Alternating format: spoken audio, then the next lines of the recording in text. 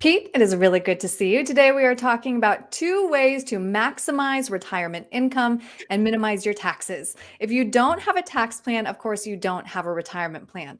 So, if somebody's nearing the retirement age, we're going to break down a few strategies that they should be considering today. And first on your list, Pete, Roth conversions. Why is that?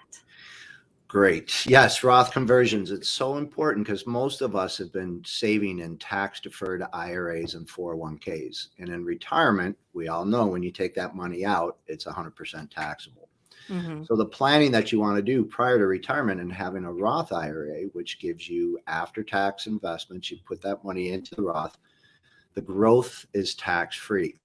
And what you want to have is 3 buckets of money in retirement: your tax-free Roth IRAs, your tax-deferred IRAs, and also after-tax investments in your non-retirement accounts.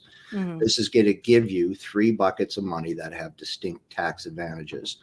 Because right now we're living in, believe it or not, we're living in an historically low interest, tax rate environment.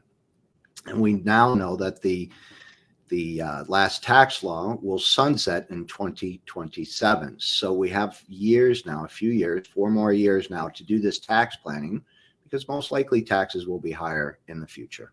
Right.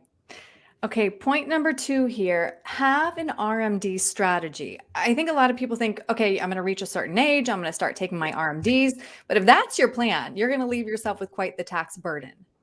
Yes, absolutely. So people retiring in their early 60s or mid 60s before the required minimum start, they just recently passed the requirement, the deferred age to 73 from 72.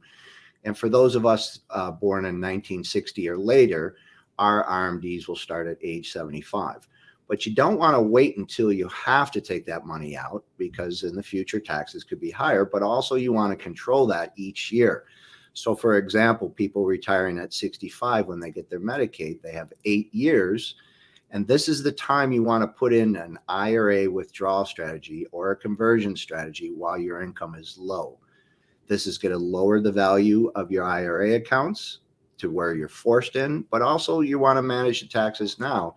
So if you're in the 12% tax bracket and there's another $10,000 of income before that pushes you into the 22% tax bracket, with my existing clients, we're filling that tax bracket up now to avoid the higher taxes later and the larger balance in the IRAs. Mm-hmm. So yeah, get to work now early in retirement to control those future RMDs where you're forced to take that out and have to pay the tax, and possibly the tax rates could be much higher than they are right now. Do it on your terms.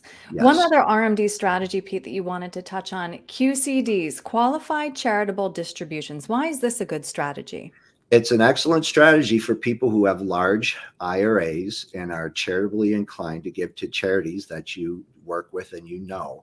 It's a way to get a deduction for not only your RMDs, but you can contribute up to $100,000 in a charitable contribution and get 100% deduction in your taxes. Wow. It's a great way to give to your charities and lower your tax burden, but it needs to be planned with all the rest of your assets and your income through the years. But it's a very valuable chance for you who are charitably inclined to give to the charity that makes does the most work for you, basically. Yeah. I like that strategy, kind of a win-win across the board.